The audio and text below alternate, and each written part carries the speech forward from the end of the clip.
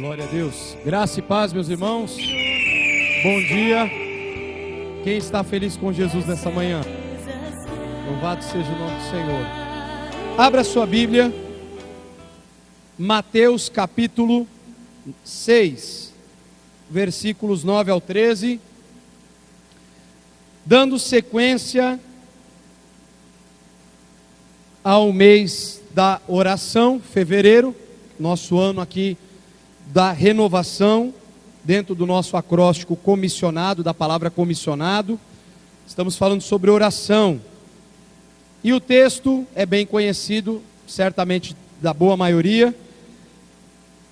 Diz assim a palavra do Senhor: vocês orem assim: Pai nosso que estás nos céus, santificado seja o teu nome, venha o teu reino, seja feita a tua vontade, assim na terra como no céu. Dá-nos hoje o nosso pão de cada dia, perdoa as nossas dívidas, assim como perdoamos aos nossos devedores, e não nos deixes cair em tentação, mas livra-nos do mal, porque teu é o reino, o poder e a glória para sempre. Amém.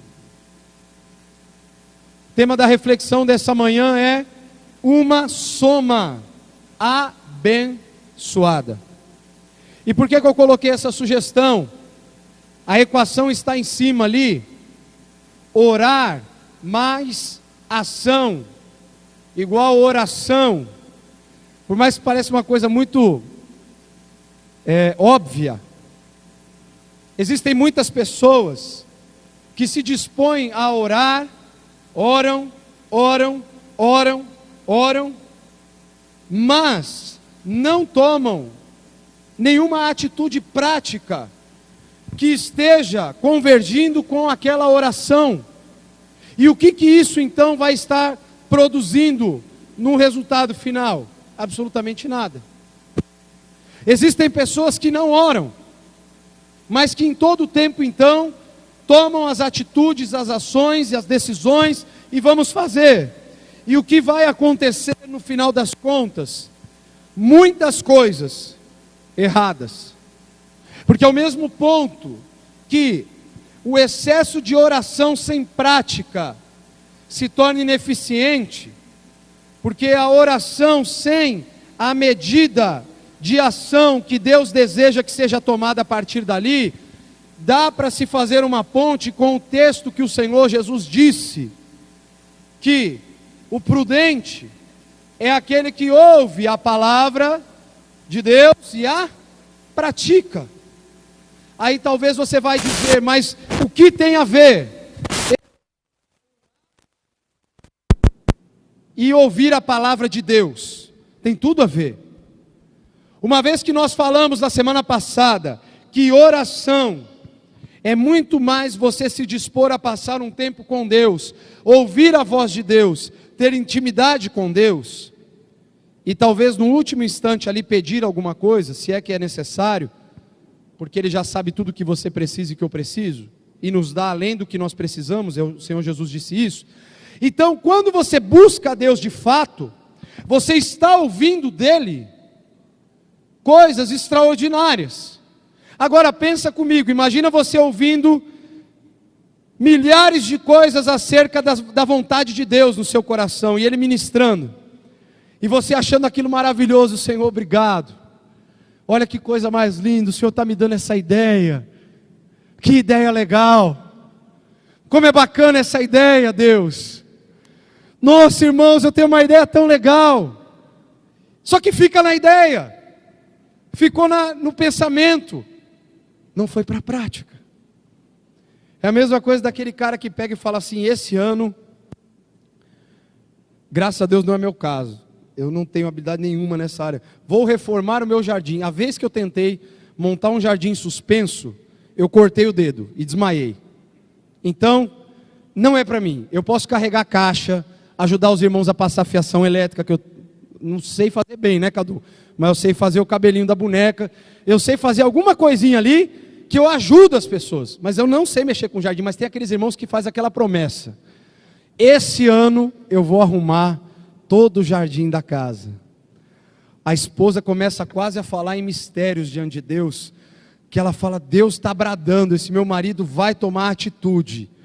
Eu estou vendo que Deus está falando com alguém, provavelmente que algumas esposas começaram a olhar para os maridos, não era de propósito.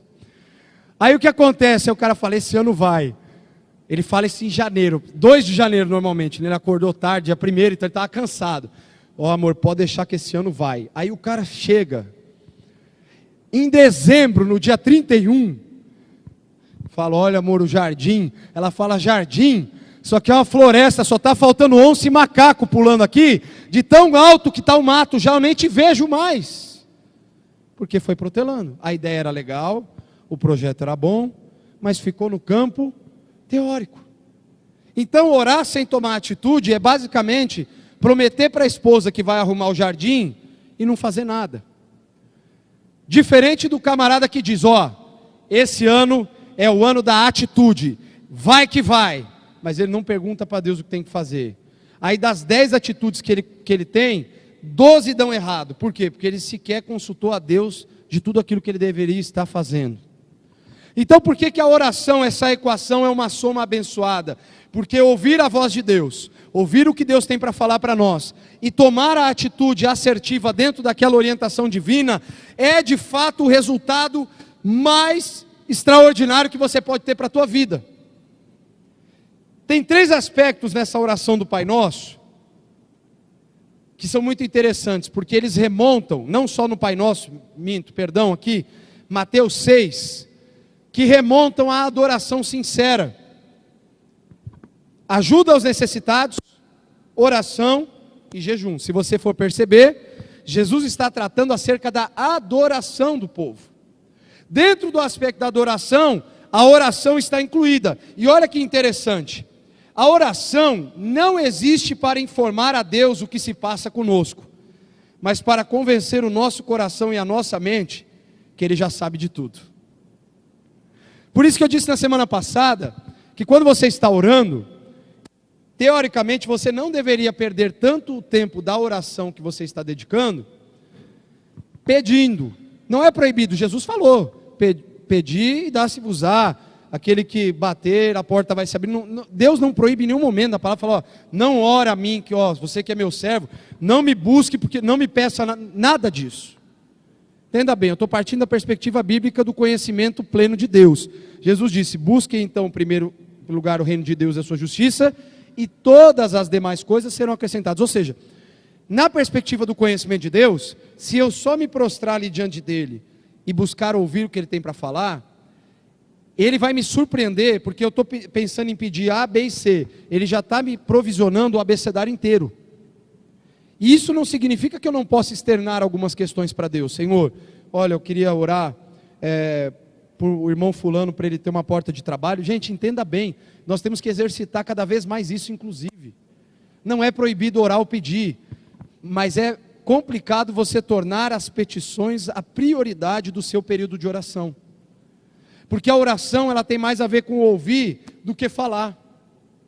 Você ouve mais, na oração siga o conselho da Bíblia. Seja pronto para ouvir e tardio ao falar. Por quê? Quando você for falar no final, você vai estar tão cheio da presença de Deus, conversando com um casal hoje na sala da classe de membros, de novos membros, a gente estava falando isso, eu até exemplifiquei. Parece que a vida de oração é um fogão a lenha, que você vai, ele começa frio ali, não tem nada, então você tem que acender devagarzinho, e vai.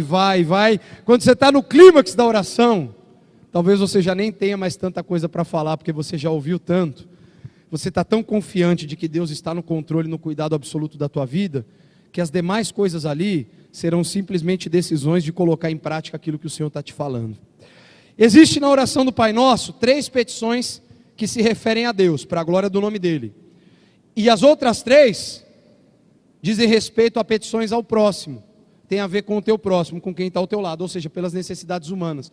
Você percebe que na própria estrutura da oração do Pai Nosso, a prioridade tem a ver com a pessoa de Deus, com a relação que o ser humano desenvolve com o seu Criador, com o seu Pai Celestial. A segunda instância é de fato as questões humanas. Como que ele começa? E eu dividi aqui essa oração do Pai Nosso em algumas fases. A primeira, essa soma abençoada nos ensina isso. A primeira fase, a chegada do reino. O que Jesus disse lá no versículo 9 e 10 de Mateus 6? Vocês orem assim: Pai nosso, que estás no céu, santificado seja o teu nome, venha o teu reino, seja feita a tua vontade, assim na terra como no céu. O que está dizendo essa parte do versículo? Primeiro, nós estamos orando àquele que transcende todo o nosso conhecimento.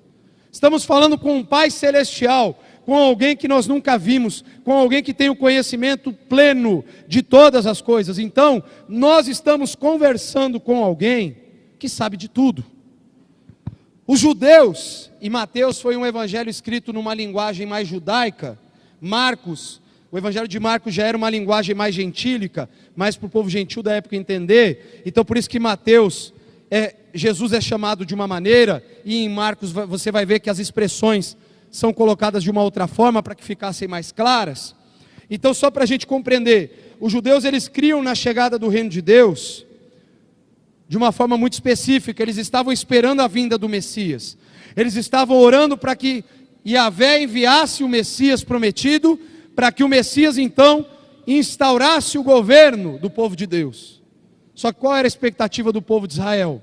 Um rei poderoso, alguém que viria para derrubar o Império Romano da época, que era quem tomava conta do mundo daquele período. E aí Jesus vem, nasce numa manjedoura, de uma família simples. Jesus vivia no meio de pessoas simples.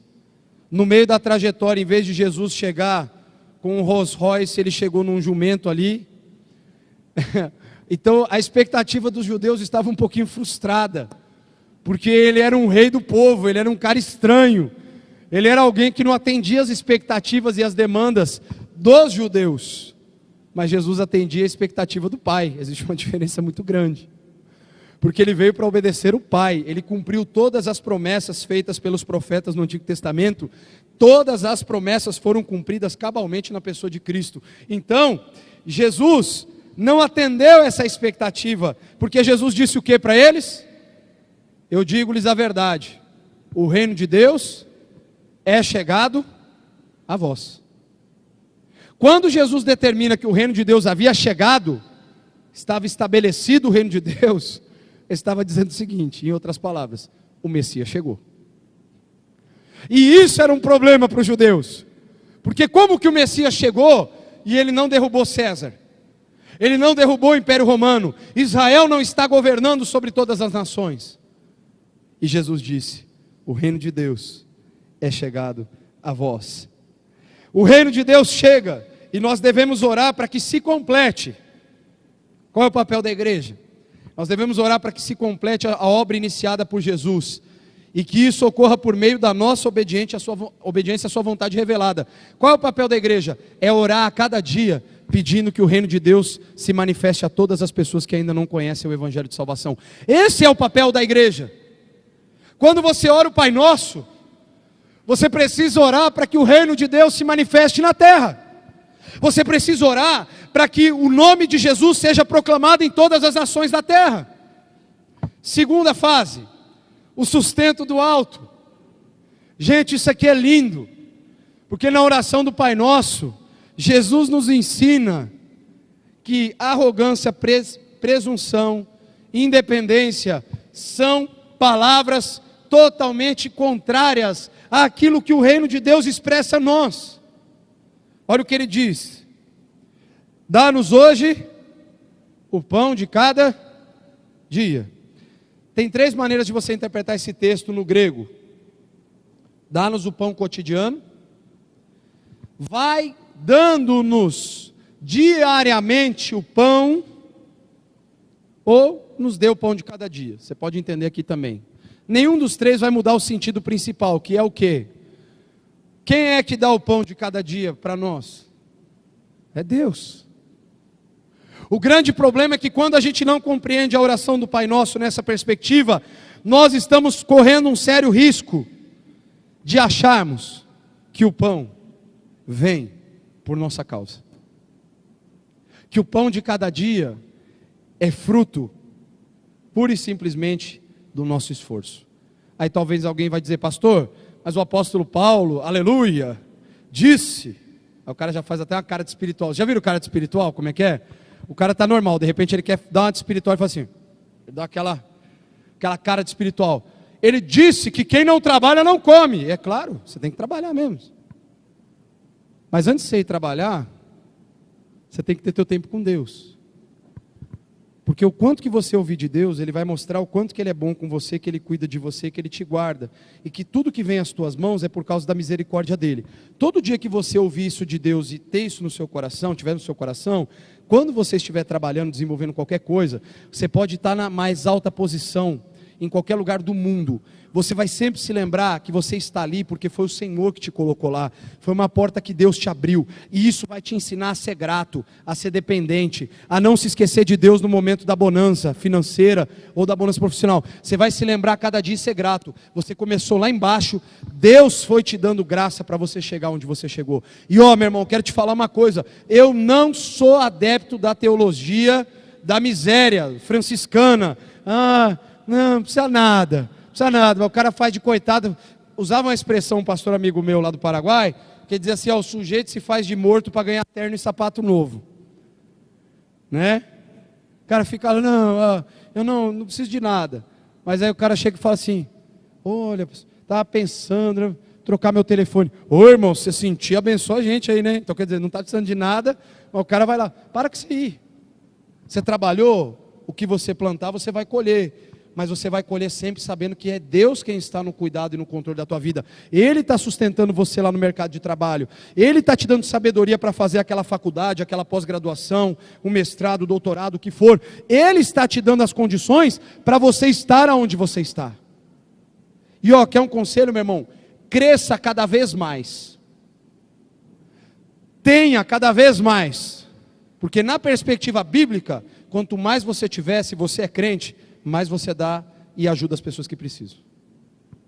Então eu quero que os irmãos da igreja enriqueçam mesmo, com vontade, com força, tripliquem seus salários. Mas vai aumentar a arrecadação da igreja? É uma bênção, com certeza. Mas além disso, sabe o que vai acontecer? Vai ter muito mais família sendo assistida, vai ter um monte de jovem que não pode pagar a faculdade, e algum irmão vai poder pagar e custear a faculdade para essa pessoa. Vai ter muita gente que precisa fazer um curso de idioma e não tem dinheiro, e o irmão vai ter condição financeira para abençoar e dar aquele curso para aquela pessoa. Então eu quero mais é que os irmãos tenham muito recurso. Mas não é para vocês terem, para vocês. Quanto mais vocês forem abençoados, a Bíblia diz que o generoso, ele dá, e ele tem abundância, para que ele continue abençoando mais gente. Ele não dá para reter, ele dá para ter cada vez mais. E se você um dia entender esse princípio bíblico, você vai ver como Deus transforma a sua vida por completo. Porque não é eu que estou falando, tirando da minha cabeça, isso está escrito na Bíblia. Pastor, mas eu não acredito na Bíblia, é um direito seu, é um problema seu, eu não vou perder tempo discutindo isso com você. Mas se você acredita na Bíblia, a Bíblia diz isso. E isso, entenda bem, não é apelo de prosperidade, isso é Bíblia, isso é palavra de Deus. Quanto mais você crescer, você cresce em Deus. E eu estou falando isso por causa do sustento do alto, do pão de cada dia. O que é esse pão de cada dia no sentido dessa palavra do texto? É o que a gente precisa. Aí quando você olha para a ótica de Deus, do cuidado de Deus para nós, Deus sempre nos dá além do que nós precisamos. Deus é generoso. O cristão deve ser generoso porque o seu Pai Celestial é generoso. Não é concebível um cristão ser avarento tendo um Pai Celestial generoso. É uma incoerência.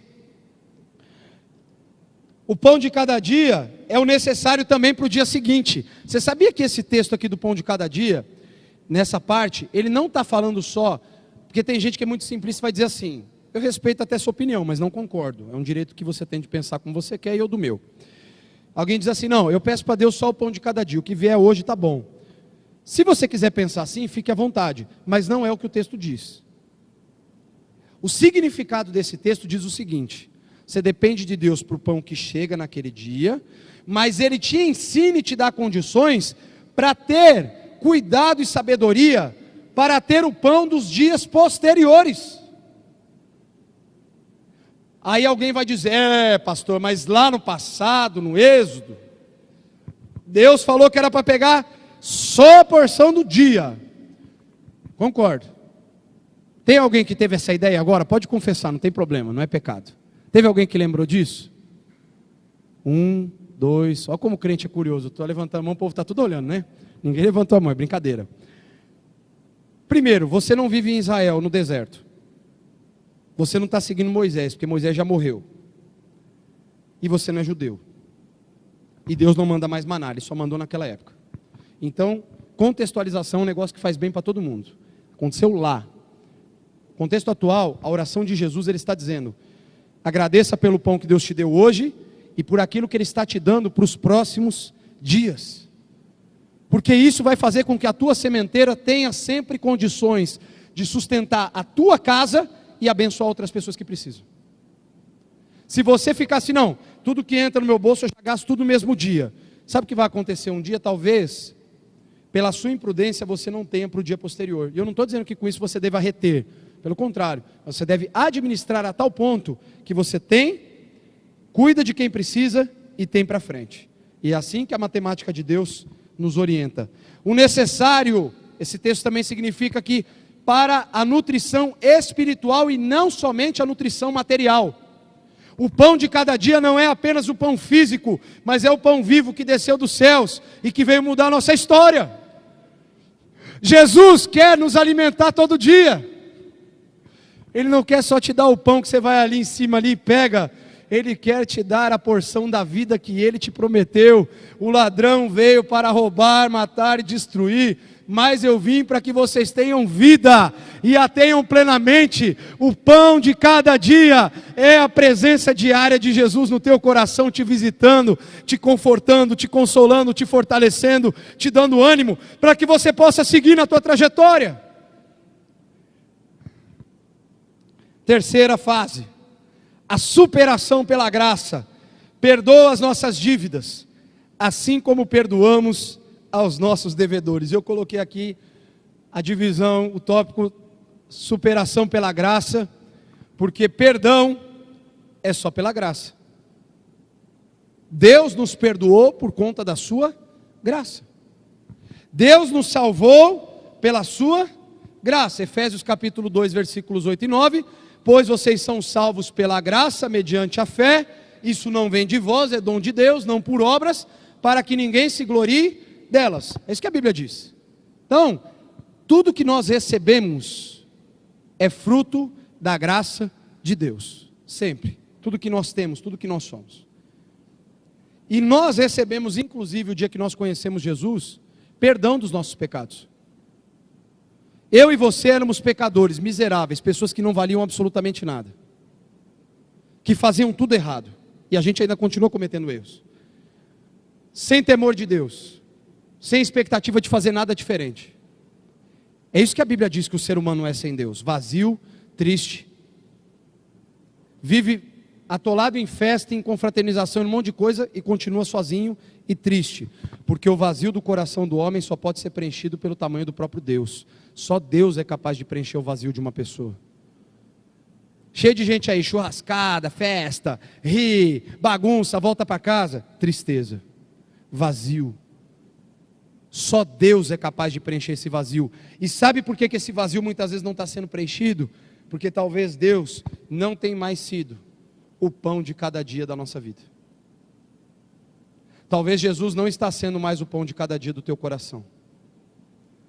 Talvez Jesus não é mais a pessoa importante que Ele deveria ser dentro do teu coração. A palavra dívidas aqui nesse texto, ela se refere a pecado. Como só Deus perdoa pecado, só Deus é capaz de perdoar pecado. Quando Ele transfere para nós, se você vê na oração do Pai Nosso, lá nos versículos 14 e 15, aí Ele vai usar a expressão ofensas. Por quê? Só Deus perdoa pecado. Nós perdoamos ofensas. E Jesus disse que se você não perdoar a ofensa do seu irmão, Deus não te perdoa. Meu irmão, deixa eu te explicar uma coisa. Se alguém deliberadamente diz assim: olha, eu conscientemente, não, vou usar a irmã Dirce aqui como exemplo, só. A irmã Dirce vira para mim: pastor, eu conscientemente decido não perdoar a minha vizinha que jogou um lixo na minha casa. Um exemplo bobo aqui. Eu vou chegar e falar assim: irmã, se você não perdoar ela, ela pode jogar lixo todo dia na sua porta. Se você não perdoar ela, Deus não vai te perdoar. E se a gente não tem o perdão de Deus, o que acontece com a gente? Que é de nós? Olha, ninguém está jogando lixo na casa da irmã Dirce, tá, irmãos? É só um exemplo, uma brincadeira aqui. Isso pode acontecer com qualquer um de nós. O cara do trabalho que está apurrinhando, o vizinho que está incomodando, a pessoa da família que está nos perturbando, não é? E que a gente tem vontade de esganar, que a gente fica nervoso. A Bíblia diz que se eu não perdoar essa pessoa, se eu não tirar ela do meu coração, isso vai virar um inferno na minha vida. E inferno significa um lugar que Deus não deseja que nenhum ser humano viva. E por causa disso que Jesus se entregou numa cruz por mim e por você, para nos tirar dessa condição infernal de vida que nós vivíamos. Agora, se eu decido não perdoar, sabe o que vai acontecer? Eu vou carregar para o resto da vida aquela situação e ter um problema. A minha vida com Deus está colocada em xeque.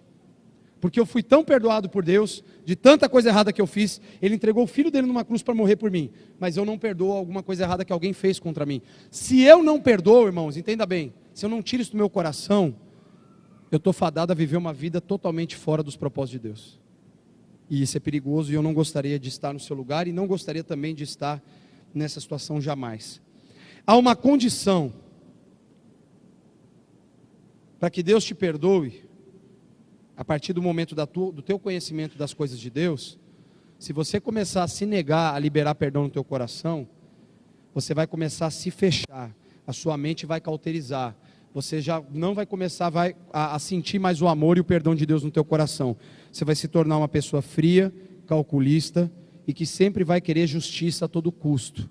Só que justiça a todo custo para ser humano é perigoso, porque nenhum ser humano é capaz de exercer juízo sobre absolutamente ninguém. Só Deus é justo juiz, a Bíblia diz. Só Ele olha para o meu coração, para o coração do Caio, do Miyagi, de quem for, e diz: ó, eu conheço você completamente, eu sei os profundos desejos do seu coração, nem você sabe direito e eu sei. Então só Ele é capaz de julgar a nossa alma e de dizer se nós somos culpados ou inocentes através do sangue de Jesus. Só Deus é capaz. Então, por que eu digo que é uma superação pela graça? Porque não é fácil, mas é necessário e possível em Cristo. Se depender só da gente é impossível, porque a gente olha e fala: não, que depender de mim já era, não quero mais saber de falar com fulano, com ciclano, não vou perdoar, aquelas brigas de família que dá, que aí a tia não fala mais com a irmã, e que brigou. Eu sei que nunca aconteceu isso aí no contexto de vocês, jamais, né? Vocês nunca ouviram falar disso. Eu devo ter tomado uma água contaminada aqui de manhã e estou viajando, né? Mas, se um dia acontecer, lembre-se, essas coisas podem acontecer, e se acontecerem, não feche o seu coração para aquilo que Deus não deseja para a sua vida. Mantenha o seu coração apto a oferecer perdão. Quarta fase, verdadeira segurança. Quando eu estava preparando essa mensagem, eu achei muito interessante, eu me lembrei de um hino do cantor cristão, que ele diz assim: que segurança sou de Jesus, e já desfruto as bênçãos da luz. Sou por Jesus herdeiro de Deus, e Ele me leva à glória dos céus. Canta minha alma, canta ao Senhor, rende-lhe sempre ardente louvor, e assim vai. E aí a canção segue também. Eu me lembrei exatamente da primeira estrofe, da primeira parte, que ela diz exatamente o seguinte: eu vivo feliz, que segurança, porque eu sou de Jesus. Ou seja, a minha verdadeira segurança, quem é capaz de me livrar do mal e de guardar a minha alma, é Deus. E na oração do Pai Nosso, Jesus ensina isso, porque Ele diz assim: e não nos deixes cair em tentação, mas livra-nos do mal, porque Teu é o reino, o poder e a glória para sempre. Amém. Quem é capaz de nos guardar das tentações e do mal é Deus. Nós não podemos vencer as tentações sozinhos. Nós não podemos achar que nós vamos lutar contra o diabo. Ah, eu vou dar no diabo agora, ele vai ver, eu vou dar uma voadora nele, porque agora eu estou orando, eu estou jejuando, eu estou cheio de Deus, e agora o diabo vai ver. E aí o cara vira até planta, né? Comigo ninguém pode, né? O crente espiritual vira planta, comigo ninguém pode. Agora o diabo vai ver, agora eu vou derrubar o diabo. Eu já cansei de ouvir esse tipo de frase, gente. E depois, lamentavelmente, ver o camarada prostrado lá, desviado da igreja, porque ele se achava o espiritual. Uma vez um cara veio para mim e falou assim: pastor, o cara era todo malandrão lá em São Paulo. Ele até faleceu, infelizmente, depois de um tempo. Chegou um dia para mim e falou: eu estou meio de boa agora. Eu já preguei para mais de 5.000 pessoas. Só que eu tinha liberdade com o cara, daí eu não aguentei, né? E eu tinha realmente um tempo antes tido um sonho que ele tinha levado um tiro. E depois de uns anos ele não morreu dessa forma, foi um acidente de carro. Mas eu havia contado para a família dele essa experiência antes de acontecer. E aí por isso que eu me lembrei agora disso. E aí ele me disse assim: preguei para um monte de gente, já ganhei mais almas que você e o pastor Silvio junto, Rubinho. A experiência que eu tenho com Deus, vocês não chegam nem no chinelo. E o cara falando para mim, e o cara todo cheio de si. Aí eu virei para ele e falei: ô fulano, vou falar o nome dele. Falei: legal, mas por que eu estou na igreja e você está desviado aí, andando igual um perdido para tudo quanto é lado, contando um monte de história para mim? Você pregou para 5.000 pessoas e a tua vida hoje é um lixo. E eu estou na igreja. Então o que valeu a tua experiência? Espiritualzão, e aí? Não, porque eu tive umas decepções. Então você olhou para as pessoas, você não olhou para Deus? O pregador das multidões que não olhou para o lugar certo? Eu acho que você pregou do jeito errado, talvez. Ou a mensagem errada. Fui obrigado a me deliciar daquele momento. Eu era amigo do cara, eu tive a liberdade de falar para ele: é um hipócrita, está vivendo de passado, de historinha. Sei lá se ele pregou mesmo ou não, não me importa. Não importa se eram 10 pessoas ou se eram 20.000. Era a palavra que estava sendo pregada. E a questão é exatamente essa. Qual que é a nossa postura? Ele pensou que ele estava muito seguro em si mesmo, no que ele tinha, no que ele sabia fazer, na pregação dele. E às vezes a gente pensa que está seguro por causa do nosso trabalho, da nossa estrutura financeira. Isso tudo, gente, é condução de Deus, é pão de Deus que Ele manda. Mas a segurança é só dele, ela não é nossa. Só Deus pode nos manter seguros verdadeiramente. E principalmente nos dias atuais. A verdadeira segurança do crente, ela só está em Deus. É só Deus quem pode te livrar de todo mal. É só Deus que pode te conduzir a pastos verdejantes. É só Deus que tem todo o poder no céu e na terra. Todo o resto é conversa fiada. É só Deus que é soberano, todo-poderoso, Rei dos reis, Senhor dos senhores, e decidiu chamar você de filho e filha, meu irmão. Então, agradeça a Deus todos os dias, porque quem diz que vai cuidar de você e guardar você de todo mal, é quem manda em tudo, e não obedece em ordens de absolutamente ninguém, porque quem dá as ordens é o nosso Deus. Basta uma palavra de Deus e tudo acontece, porque Ele é Senhor. Segurança maior que essa, meu irmão, não existe.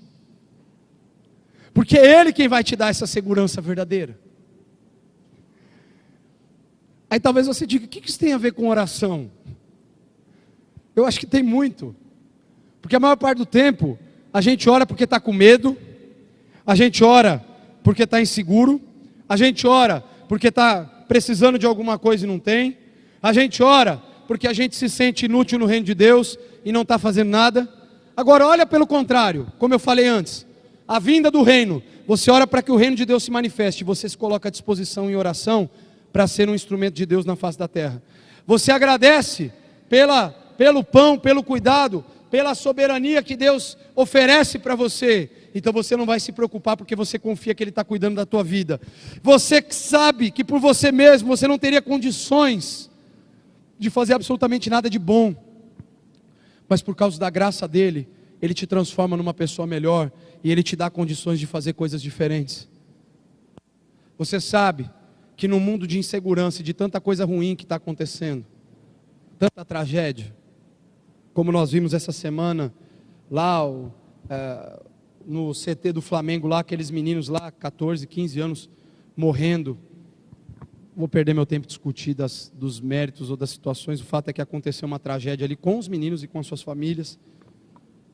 Semana anterior com Brumadinho, alguns anos atrás lá em Mariana, as chuvas lá no Rio de Janeiro, catástrofes que acometeram o Rio Grande do Sul, Santa Catarina alguns anos atrás, de temporais. São Paulo aqui também, que foi acometido quando eu mudei aqui para Paulínia. Falaram que era micro tempestades e tal. Era um mini tornado aquele negócio, porque eu vi ele passar em cima da minha cabeça lá na casa que eu morava. E arrancou o telhado da Ambev lá, para quem conhece ali o lado de São José. Era micro tempestades e tal. Eu vi a parada rodando, tudo escuro o céu, e uns negócios girando lá no meio dele lá, e eu e as crianças olhando para o alto, e a Márcia atendendo aqui na igreja, e a gente lá dentro de casa, lá olhando para cima, lá, e não dava nem para vir buscar ela. Eu falei, você fica aí dentro da igreja onde tem laje. Eu falei, vai lá para trás, qualquer coisa você vai lá. Eu não lembro quem estava, acho que era, se era a Camila que estava com ela na época aqui, não vou me lembrar. Eu falei, vocês ficam quietos aí dentro aí, se a luz apagar, acontecer alguma coisa, vocês ficam aí, e a gente vai ficar aqui até esperar passar. E eu vi o negócio passando lá, e depois a destruição que fez. As tragédias acontecem, as situações acontecem. Meu irmão, você só está seguro na mão de Deus. Você vai confiar em homem, meu irmão, você vai se decepcionar, porque o homem é limitado. O homem tem uma limitação física, temporal. Ele não consegue saber tudo o que vai acontecer com você, então ele não pode te guardar de algo que ele desconhece. Agora a palavra de Deus diz o seguinte, que aquele que nos guarda, quando diz o salmista, 1000 cairão ao teu lado, 10.000 à tua direita, mas você não será atingido. Sabe por que o salmista podia escrever isso aí com muita propriedade? Porque ele estava falando acerca do Deus Todo-Poderoso, que é onisciente, onipresente, onipotente. Ele sabe de tudo, está em todos os lugares e pode todas as coisas. Ele não se limita a absolutamente nada. Ele é criador do universo, ele sabe de tudo. Então sabe por que quando ele diz assim, que podem cair 10.000 pessoas ao teu lado e você não ser atingido? Porque se ele decidir que você não deve ser atingido, ele cuida individualmente do seu ser e vai guardar a sua vida e vai cuidar de você, e ponto final.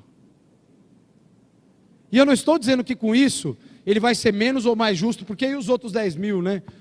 Coitado dos outros 10.000. Meu irmão, o que acontece nessa vida, o pastor Adriano mencionou ontem no retiro, e eu continuo a falar, a vida é injusta.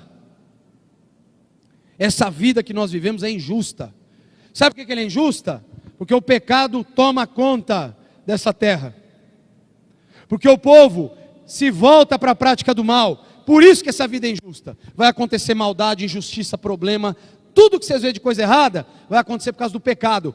Só muda com a graça de Deus, com a transformação que Jesus quer fazer na vida de cada pessoa.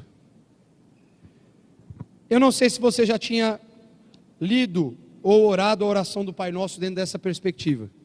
Talvez sim, talvez você já tenha parado para pensar nesse aspecto. O que eu queria trazer para você basicamente é o seguinte, meu irmão, vale a pena você buscar a Deus, porque toda vez que você está na presença do Senhor, Ele vai surpreender você com algo diferente. Ele disse assim ao profeta Jeremias, capítulo 33, versículo 3, clame a mim, e eu te responderei, e te anunciarei coisas grandes e novas, que você ainda não sabe.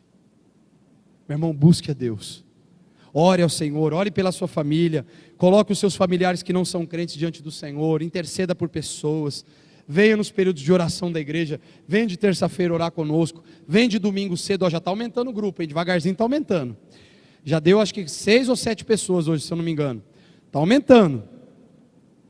Eu quero ver um dia aquela sala cheia, ao ponto da gente precisar usar lá em cima, lá o auditório da fundação, para termos um período de oração às 7:30 da manhã. Alguém vai dizer, pastor, só milagre, porque é para acordar cedo. Meu irmão, você acorda cedo para trabalhar todo dia, você não vai acordar para Deus, que morreu numa cruz para se oferecer pelos teus pecados? Você acha que é muito sacrifício dedicar alguns minutos do teu dia para o Senhor? Não, não é não, é bênção, porque a Bíblia diz que Ele é Senhor e galardoador daqueles que o buscam. Toda vez que você buscar o Senhor, Ele vai te recompensar, Ele vai te galardoar, Ele vai te abençoar, porque Ele deseja fazer isso. Eu queria que você fechasse os teus olhos nesse momento.